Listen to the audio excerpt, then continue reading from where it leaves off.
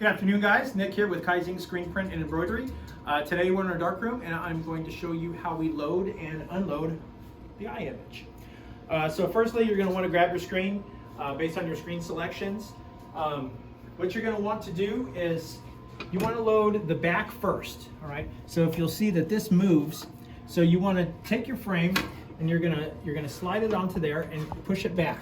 Okay, you're going to push it back.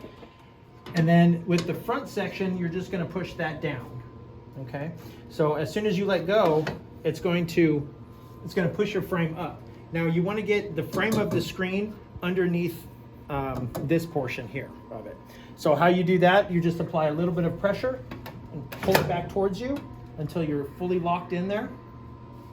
Now, the goal with the eye image is to get this blue light to come on. If that blue light does not come on, you cannot print. So after you've got your back in, you've got your front in, what you want to do is you want to push it over to the right. Now we want to push it over to the right because there are sensors here. If you come in here and notice that on the front here, there's a sensor here. There's also one located underneath there. And on the back, there's a sensor there as well. So that's our tri-lock system on the eye image. So again, pushing it back, dropping that down, pushing this down, and then you want to give it some force, a little bit of pressure, slide it over to your right until the blue light comes on. Send your file, you're good to print.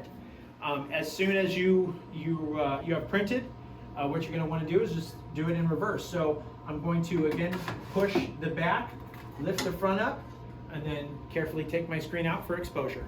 Thanks, guys.